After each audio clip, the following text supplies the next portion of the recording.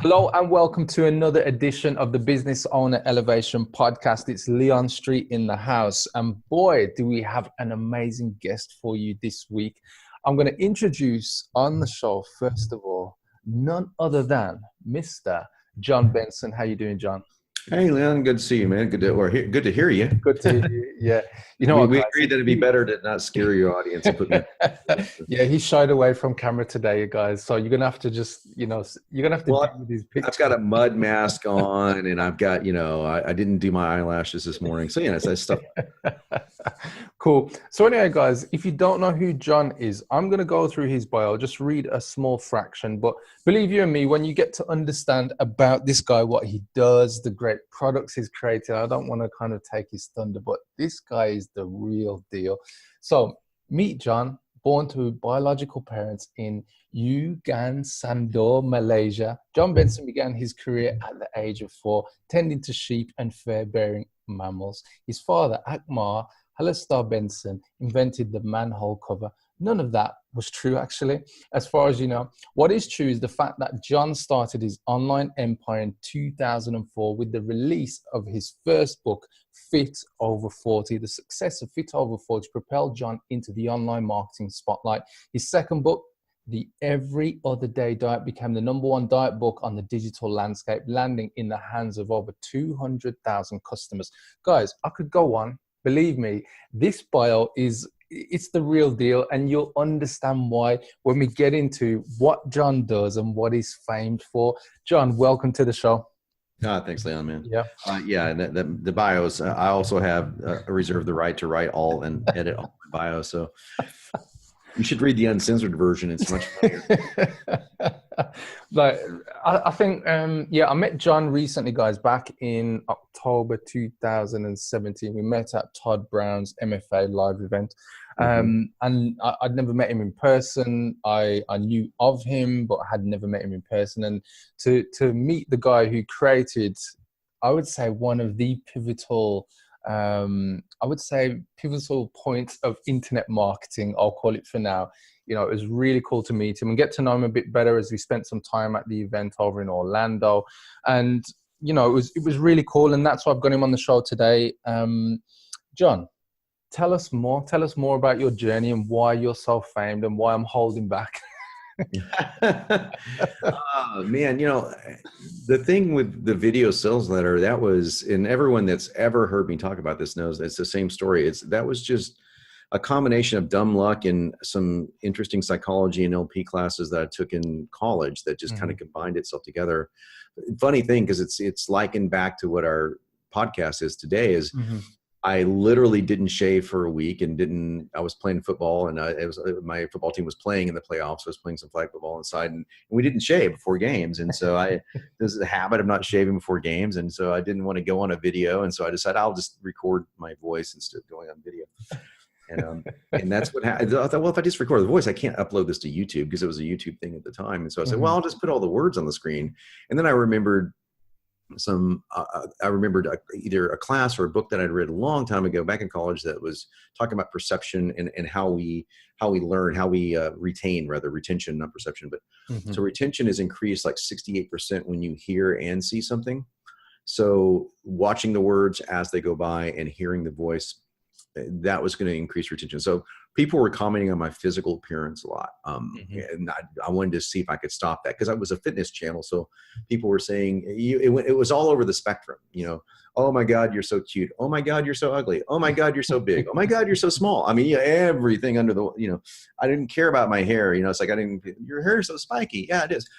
So I just was like, okay, well, I'm going to take me off of it and just so they can hear my voice and watch the words on the screen. And the sales for my book just shot up like 6x from that video, just compared to the other videos I was doing. I said, well, something's right. And so I decided to take a chance and do an 18-minute version as a sales letter. And that was the Every Other Day Diet book that I was struggling with at the time. And within a month, I was getting $1 million a month being spent on traffic. It just blew up. It would just, and I couldn't believe, I didn't set out to go, oh, I've got this genius idea. I just thought that maybe this will work. And yeah, there was some like hacking it in retrospect. And, I created the pattern interrupt idea, which was I didn't create that. It's been an NLP for a long time, but I just introduced it to marketing. You know, the whole "I'm John and this is my magic jacket" was the way that started off, and then we had I'm John and this is or I'm Josh. This we had all these different ways of doing these crazy pattern interrupts, and that just got really crazy. And then it just took off from there. And then I reverse engineered it with my buddy Josh Pellissier, who was the guy who actually wrote the goldfish letter right out of the formula. And that became 3X VSL, which became Accelerator. Wow. Became the course that sort of kind of defined video sales letters. Ryan Dice came out with a product before, kind of a cheap knockoff in his own words. And because I taught them what I was doing, and then they did a product of it, and they ended up doing okay. Yeah, I think they did okay. A little better off than I am, but not much, But it's So yeah, that's the birth of the video sales letter, and I was really just a fitness guy. I was just a guy with used to be fat, they ended up with muscles, and talked about how to get lean. That was really my. I didn't really think about myself as a copywriter at all. I think one of the cool things that hit me is, like, it's like you say, you kind of stumbled across it, it wasn't kind of planned. And I think a lot of the time, especially when I'm dealing with coaches, consultants, my clients, business owners who I'm helping with their marketing and helping them to move to the next level. And they're always kind of like, they're looking for the magic wand. And what's really cool about obviously what you said and how you kicked off, John, is the kind of psychology of it all. And this is the thing that I speak to clients about. And this is what I also tell our listeners, Elevation Nation.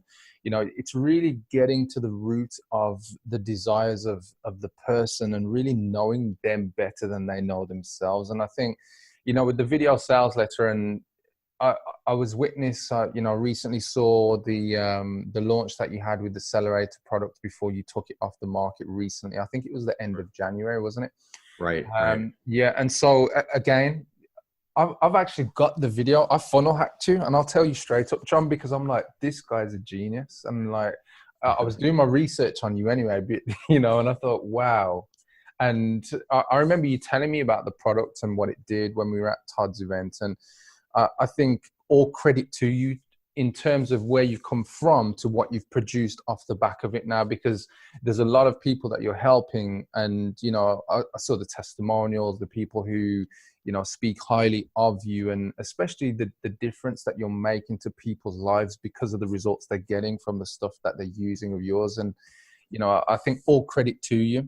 I suppose my next question then, John, is kind of, in your position where you've witnessed, and I'm sure you've been, witness to many millions of dollars in terms of campaigns. And in particular, I know that VSLs they're responsible for something like 12 billion, is it annually?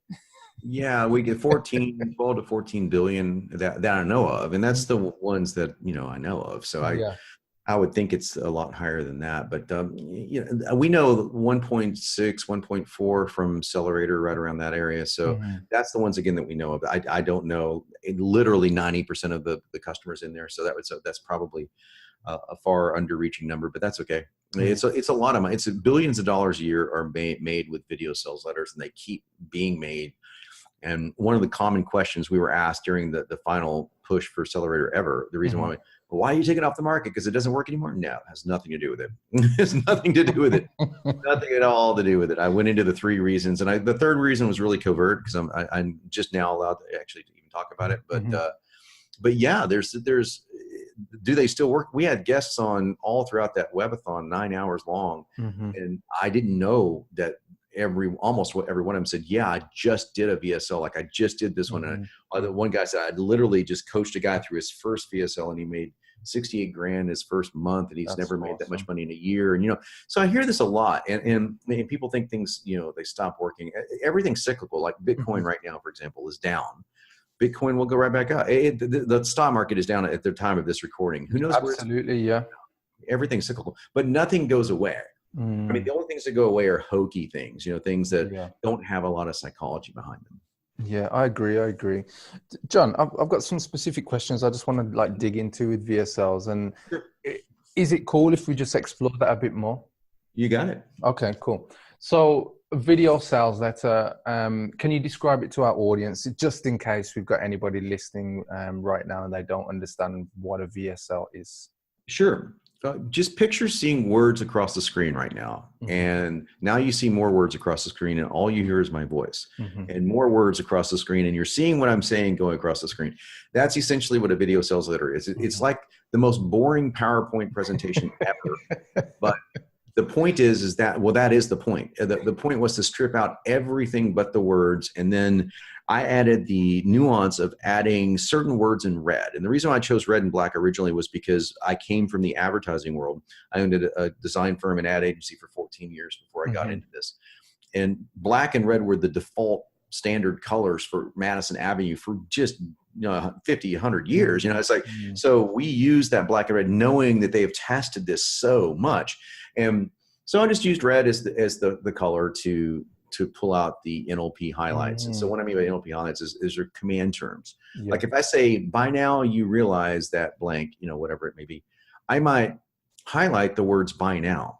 And the reason why is because that's called nominalization. I'm nominalizing that term by now. If I say by now, you don't know if I mean buy now as in at this point in time, or buy now like you need to buy my product right now. Well, the reason your subconscious does not know the difference. And so we use embedded commands and nominalization, a lot of like techniques inside normalization that NLP guys use and hypnotic patterning, pacing and future pacing and all this kind of stuff, that when you put it together with slides and just text and you read it with conviction, it has a hypnotic effect. And I mean hypnotic, it's not like you will buy from me. It's not that kind of hypnosis. It's it just takes people out of their current noisy mindset and locks it into your message. Cool. So question them. Now we've established what a VSL is.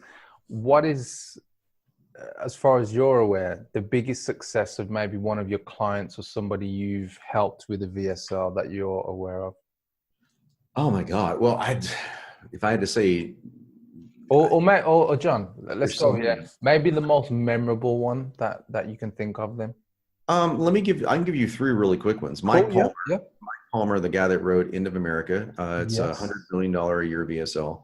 I was fortunate enough to meet Mike shortly after that VSL came out, and we kind of tweaked a little bit of things during a big, we had a meeting with I gave a talk in front of 25 other guys at Boardroom, and he said, hey, your training really helped a lot. And just the fact that was, influential to a 9-figure VSL was pretty amazing. Had Ben DiCarlo in that room. And he said, I literally just went through your course. And the next thing I spit out was Pandora's Box, which is literally, if you watch it, it's like, hi, I'm Ben, and this is a magic mag. It's literally right out of the accelerator format. And he just did a great job of like voicing it, getting that his own message out. And, that turned into a $50 million VSL. And so I can go on and on like that. But I think my favorite success story is either Wes Virgin or Josh Pellicer, simply because Josh went from sleeping on his couch and working with me to help me tear apart my own formulas and create the systems to having the largest product on ClickBank. And I mean, he was literally sleeping on, he had to buy him a motorcycle so he could drive from Santa Monica to my house in Malibu. That was part of the deal. Buy me a cheap motorcycle. And I did. And then it went to not needing me to buy him anything. And so that's really cool. He's like my kid brother. And then Wes Virgin is a guy that he's got fat diminisher. He did not stop. He was had a lot of things going against him. A lot of things, man. He tried a couple times with VSLs, didn't work. Didn't really have a great, didn't have the great product name. Didn't have the great hook. And he ended up with he kept trying, and he ended up with fat diminisher. So those are great stories, and there's a lot of them. Cool. So I've got a question then. I've experienced VSLs for many years actually, and just to add to what you said about the black and red, is that where Frank Kern got his black and red from in his webinars? Yeah. Because it hears me thinking here's sly old Frank with this kind of red offset color all these years ago, and now you're telling me the big secret, it's you. I'm the first guy to do that. Okay, cool. And I've written for Frank, so he would admit that. Yeah. Secrets are revealed right here. Elevation. Let's put it this way: we stole enough from Frank. It all works out. So. Good. So let's say somebody's coming into the market. Yeah. Now, I haven't used your product myself personally. What was the exact name of it? You just launched recently and you've closed the doors on? Oh, Accelerator. Yeah. Was it the Accelerator? I remember Yeah. seeing something like 3XL or something. Yeah. So 3X VSL and Accelerator are the same thing. We just changed the okay. name to make it Yeah. more pithy. Cool. It's been around 7 years. Good, So good, good. shut the door. So let's say somebody's thinking about putting together a VSL. What are the 3 key things that you'd advise them to do? Well, up until yesterday, I would say buy Accelerator, but it's not for sale anymore. No, the 3 things. Number 1 is your first 7 seconds are your most critical. Mm-hmm. And that's that you've got to catch someone's attention. If you start off with either a no pattern interrupt, or you just start off with something that they're expecting, or something that's just not going to grab them exactly where they are, it's not going to work, especially, and that increases exponentially for traffic being cold. So the warmer the traffic, the colder the traffic, rather, the more that what I just said is true. Yeah. After that, it's within the first minute, you need to cover about the first minute of the average VSL should be 75% dire and 25% hope. Mm-hmm. Right about that area. And that's because that's the way our brains process information, whether we like it or not, whether we believe it or not. It's not, I didn't make this up. This is not my default way of wanting to be, but that's just the way we process information. So that's very important. And lastly, to have a really compelling story is really great. Accelerator was really good for teaching how to create a story that was compelling. And so read hero's journey stories and figure out, is there a story here that my user, the prospect, will relate to? And how can I tell that story in a way that's almost like a drama? It's almost like a television show. You don't have to be, this doesn't have to be the greatest copywriting in the world. It just has to be dramatic enough to keep someone's attention. So there needs to be a hook, a premise of the story, and that story ties into the product. The story reveals why the product came into existence. The story isn't about, let me tell you this great success story about somebody. That's not a good story. That's a good story after the pitch, but before the pitch, it's a lousy story. The good stories before the pitch is what I call the nightmare story. It could be you or a customer or something where it says, you won't believe what happened and things just got worse and just got worse. Just watch what people watch on television. Yeah. There's very little touched by an angel. That show sucked ass anyways. That's right, John. Cool. Really? Thanks for sharing those. Give me Cool. So in terms of obviously what you've done, Accelerator, I mean, from what I've seen, I believe it's a great product. I mean, I went through the kind of VSL. I went through the narrative that you had in there and just looking at the products and thinking, wow, this guy's really put something really cool together. Because I remember you telling me back in October, like, you've got this product and and it does all these amazing things. What's the next thing for John?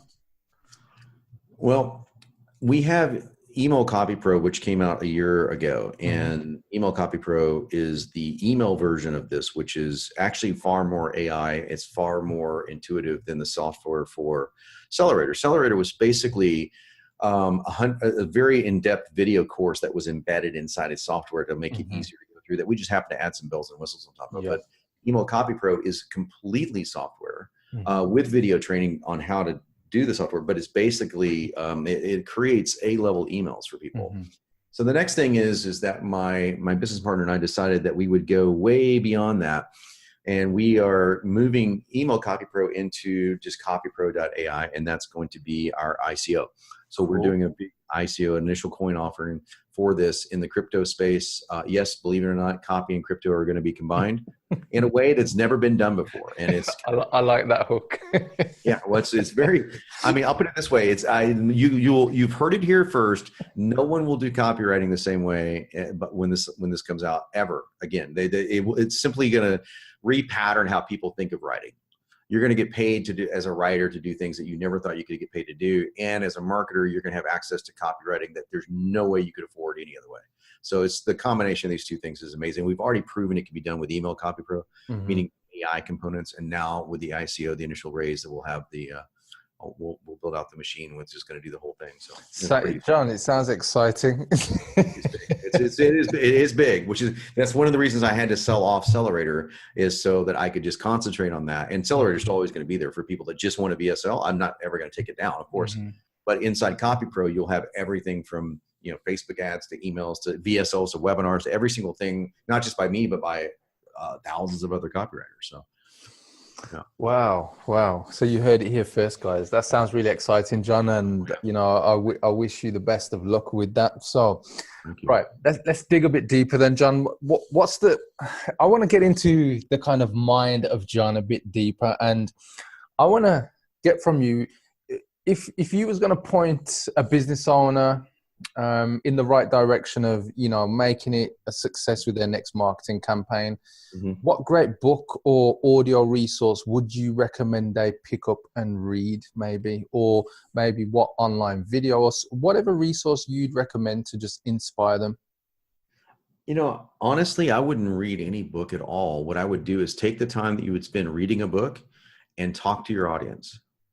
And I would ask your audience a simple question. Where does it hurt? What is hurting you the most right now when it comes to blank? That's just the simplest question you can ask. Mm-hmm. How can I help you? Where does it hurt the worst? You know, what is your number one pain point when it comes to X, whatever X is? Mm-hmm. And say, I'm going to get on a call and I want you to tell me, and I'm just going to listen. And then from there, they will tell you exactly what they need. Awesome. Or you know what, John?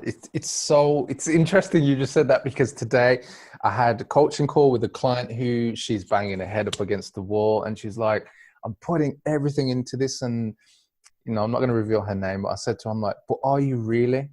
I'm like, have you actually spoken to the people who need your help? Have you reached out to them to find out what their deepest, darkest desires are and what their pains are? And there you go, John. That's it. The universe is a mirror.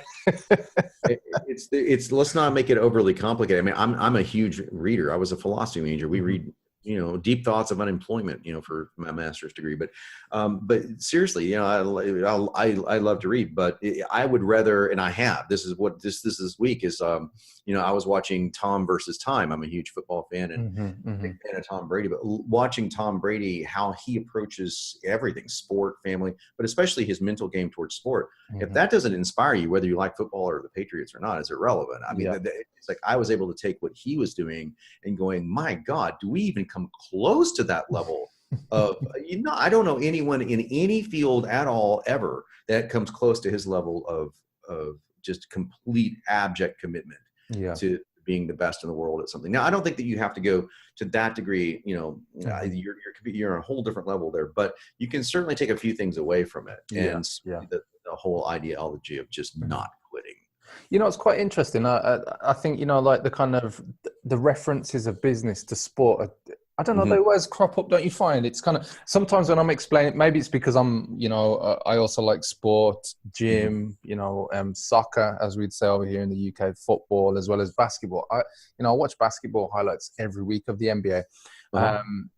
But there's always that analogy that comes up with comparing business or stuff in business to sport. And like you just said, the dedication, do you know what I mean? And sometimes I try and get that across. And do you find that something that it has been consistent in your career, how you've explained that to people who need your help?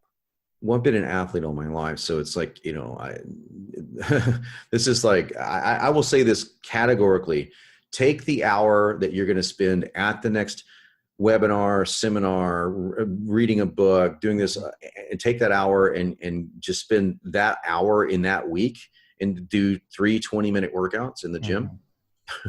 That will change your life and make you far more successful than any of that reading ever could.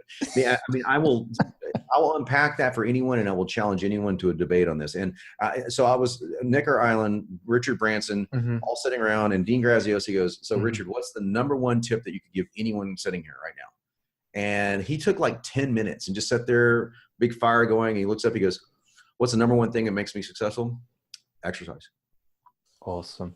Yeah. So I mean, you know, look at Branson. I mean, you don't see a guy that's 60 something years old. He's in his 60s now. You know, you see a super fit, young, vibrant dude. If you're going to go where you want to go in business and you're not taking care of your body and your mind, you ain't going to get there. So it ain't going to matter even if you do get there. Yeah, actually, he was on stage recently with Conor McGregor. Did you see that? Oh yeah, and he took the shirts off, and I thought actually he doesn't look pretty bad. He looks pretty good actually. Yeah, he does. I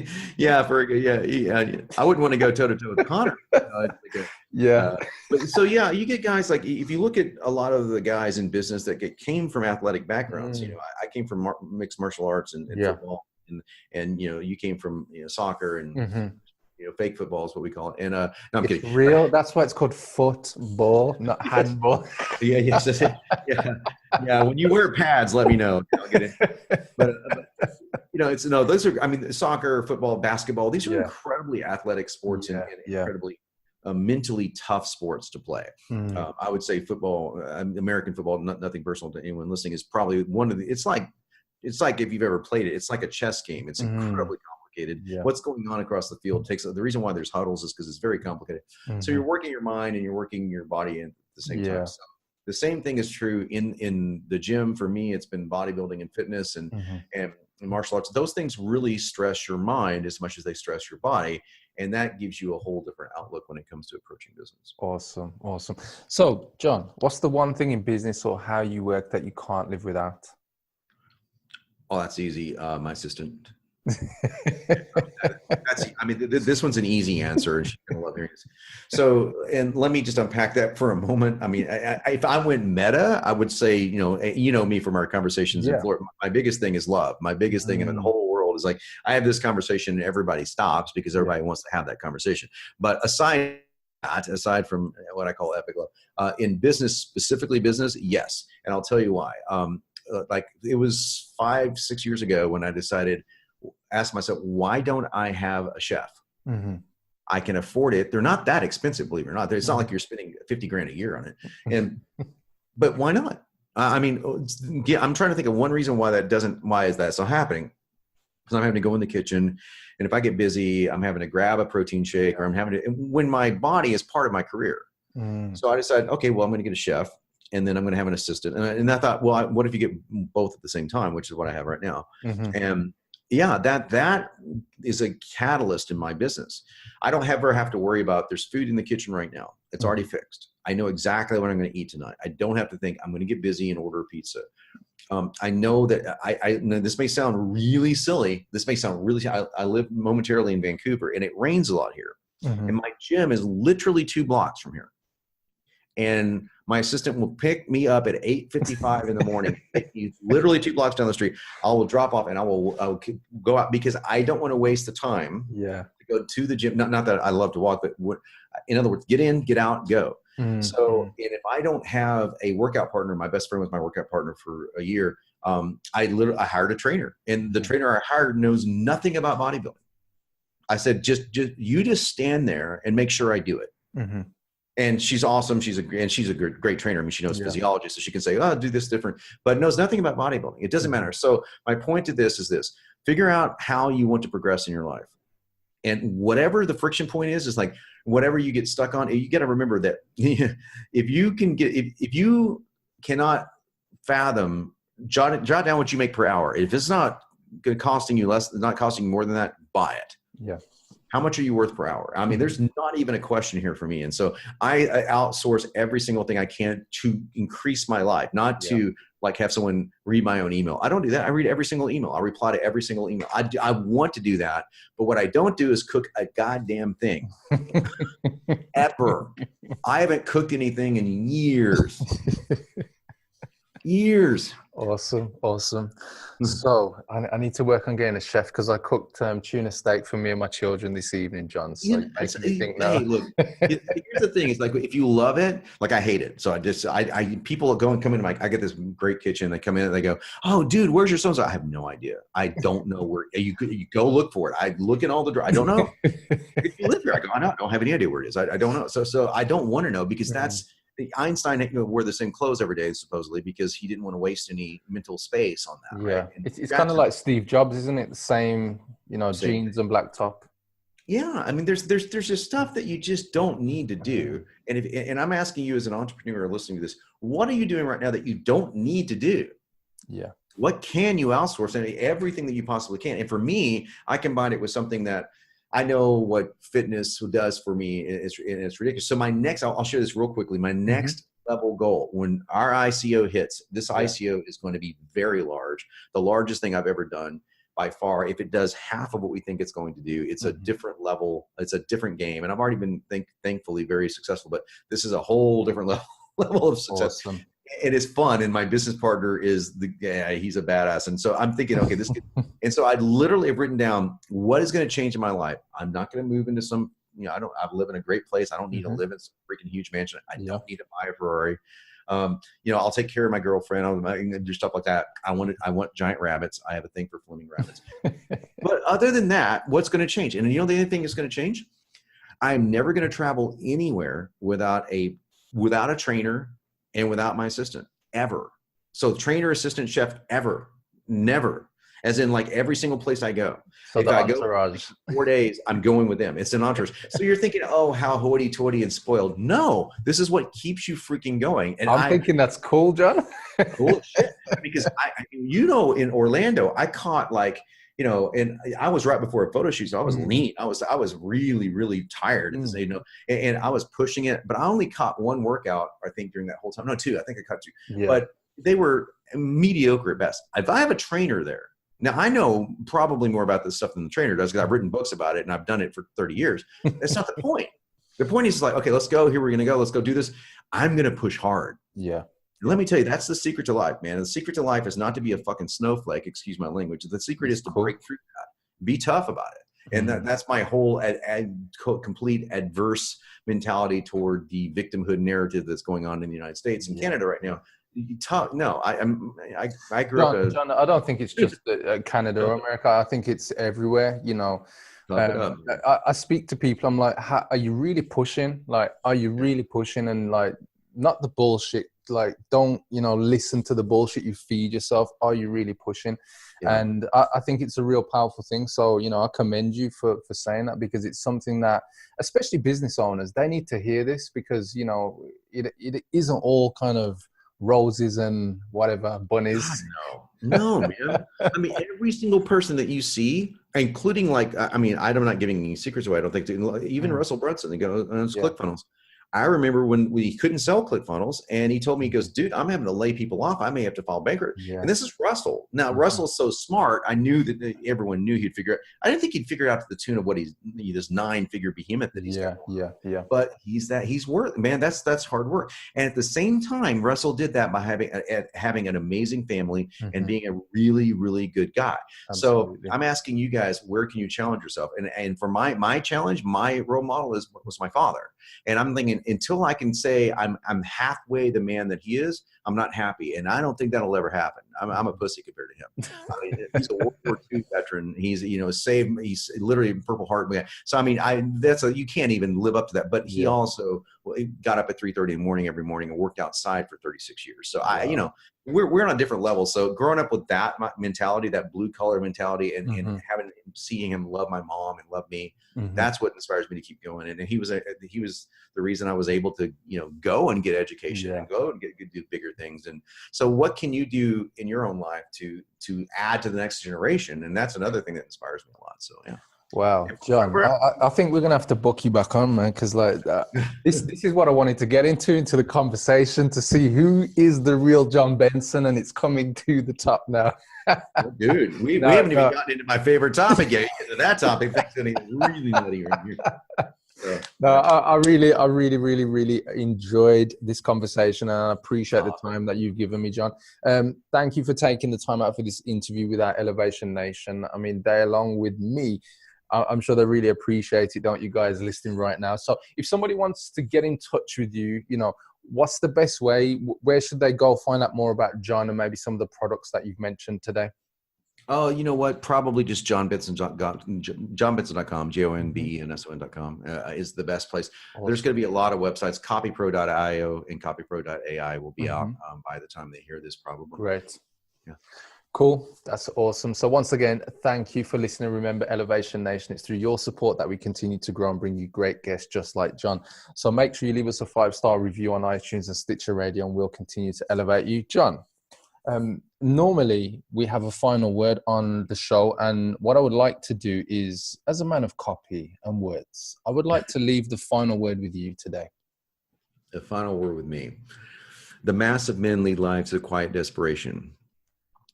That is a quote from Henry David Thoreau that inspired me to start a business when I had my first job and my only corporate job right out of college. And I quit my job that day, not knowing, having any idea what I was going to do. I had 2 weeks to figure it out. Don't let bullshit get in your way. Don't let weakness get in your way. Don't let excuses get in your way. Don't let who you are, what race you are, what gender you are. None of it matters. You can overcome it all. Thank you, John. It's been an absolute pleasure. Take care. Thank you, Leon.